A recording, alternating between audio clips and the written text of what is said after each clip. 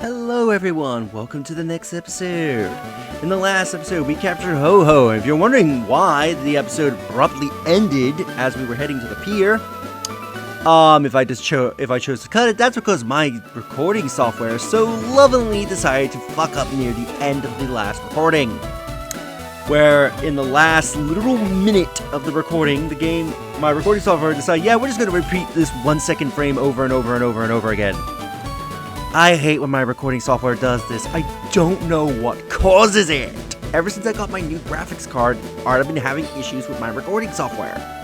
Where it will either record darkness, forcing me to re-record a video, or it will sometimes just freeze on a particular frame, or just repeat a 1 second frame, and it's really annoying. I don't know what causes it.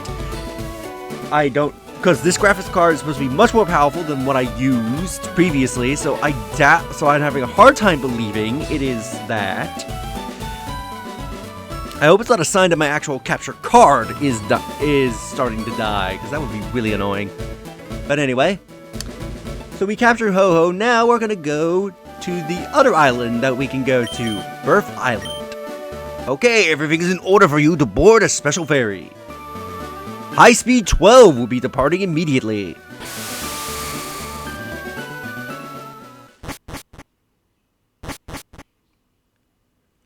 So you get this eerie island with no music whatsoever. Oh, and I forgot to show this with Naval Rock. But if you pull out your town map, you can see this is where Birth Island would be. I might show off where Naval Rock is, but yeah. Birth Island will now appear on your map. So you have this weird triangle here with absolutely no music whatsoever. Now, this is a puzzle. What you need to do is interact with it.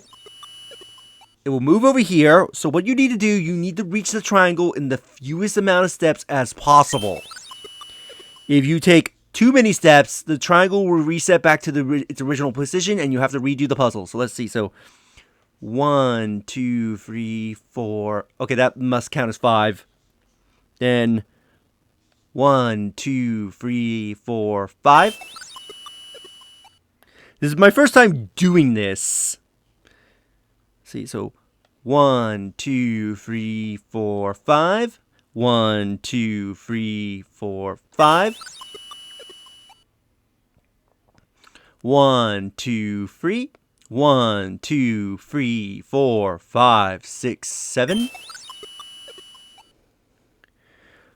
1, 2, 3, 4, 5.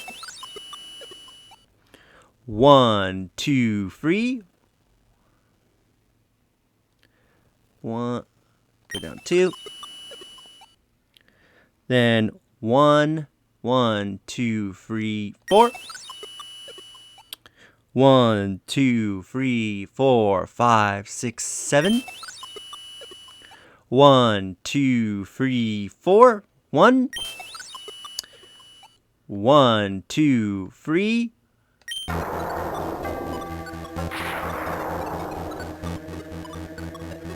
It will shatter, and we'll summon this Pokemon.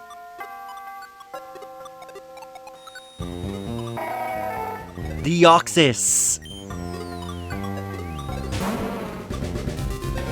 So Deoxys is very interesting because depending on what game you fight it actually has different movesets. In FireRed, it's going to be level 30, which is very low level compared to every other legendary you fought.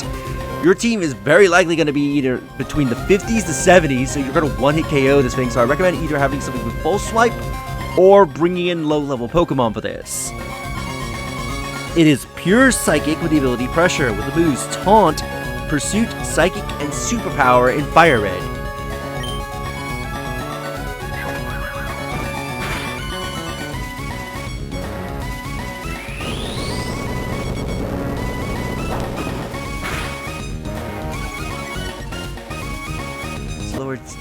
Lowered attack and defenses. Now I'm going to switch into Forest.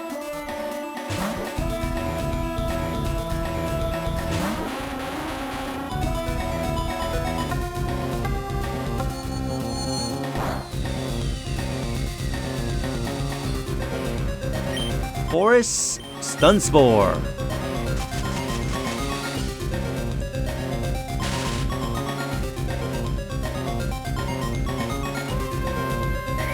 all we have left to do is to start throwing balls at it. Thankfully, it doesn't have any means of recovering health, so it's going to be stuck at 1 HP. So this will probably be one of the easiest legendaries to capture after in the post-game.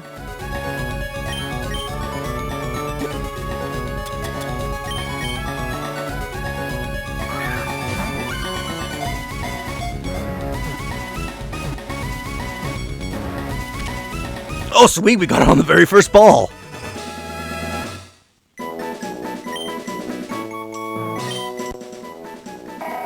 And you're gonna notice that the Deoxys suddenly looks very different compared to what we caught when we caught it. This Deoxys has transformed into its aggressive guise. It can fool enemies by altering its appearance. No, thank you. So as we head back to the boot, yeah, you can see it's a complete triangle. But basically, how Deoxys works, at least back in Generation 3, its forms were purely dependent on which version of the game Deoxys was in. And real quick, we'll also go to Naval Rock to show what it looks like on the map. But yeah, Deoxys form will be dependent on what game it's in. So it starts off as normal. If caught or put into FireRed, Deoxys will be in its attack form, which what we just saw. And as we pull up our map, this is where Naval Rock is in the Sevi Islands, between 4 Island and 5 Island. But anyway, yeah, so be in attack form in FireRed. If you capture it or have it in Leaf Green, it will turn into its defense form, where, as the name implies, it's much more defense-oriented.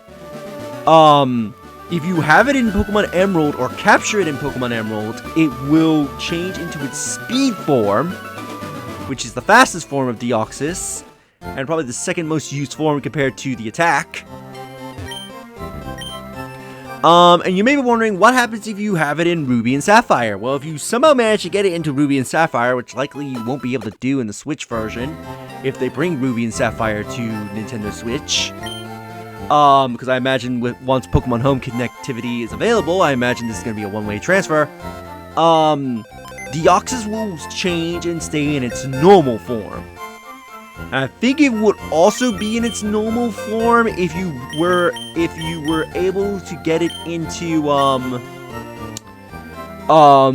the Colosseum games as well. Because keep in mind, this was the only way that Deoxys forms worked back then. This wasn't until Generation 4 and onward where Deoxys has a way of changing forms into whatever form it wants. But yeah, this is what your Deoxys will be in FireRed.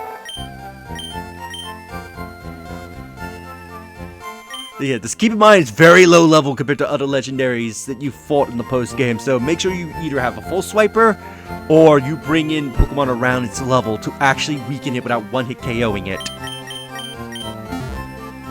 But with that, we will end the episode here, so in the next episode, we are going to go after one other legendary. Hey, and this legendary is going to be a pain to find. If you enjoyed this episode, do like the videos, it helps tremendously. Subscribe if you haven't already. Leave a comment down below on your thoughts on this episode. And share the videos, that way more people can discover my content and help the channel grow.